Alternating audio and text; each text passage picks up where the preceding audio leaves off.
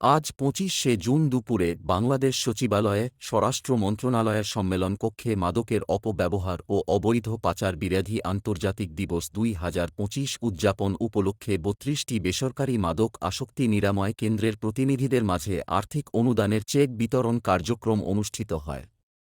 এ সময় সাংবাদিক ব্রিফিং-এ স্বরাষ্ট্র উপদেষ্টা লেফটেন্যান্ট জেনারেল মোহাম্মদ জাহাঙ্গীর আলম চৌধুরী বলেছেন, মাদক নির্মূলে সবার আগে এর পিছনে থাকা গডফাদারদের ধরতে হবে।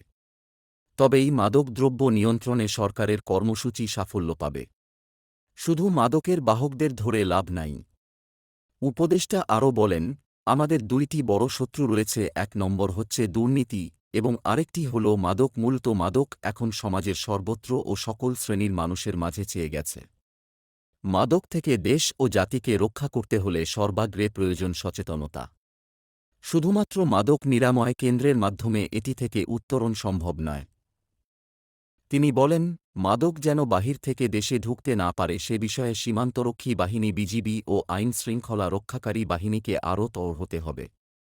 লেফটেন্যান্ট জেনারেল মোহাম্মদ জাহাঙ্গীর আলম চৌধুরী বলেন, মাদক সেবীদের সংখ্যা যেন ধীরে ধীরে পুরোপুরি কমে আসে এ ব্যাপারে সরকার সর্বাত্মক প্রচেষ্টা গ্রহণ করেছে।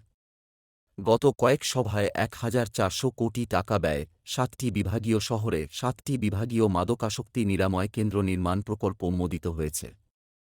ব্রিফিংকালে স্বরাষ্ট্র মন্ত্রণালয় সংক্রান্ত প্রধান উপদেষ্টার বিশেষ সহকারী মো. খোদা বখশ চৌধুরী, স্বরাষ্ট্র মন্ত্রণালয়ের সিনিয়র সচিব নাসিমুল গনি, মাদকদ্রব্য নিয়ন্ত্রণ অধিদপ্তরের মহাপরিচালক মো.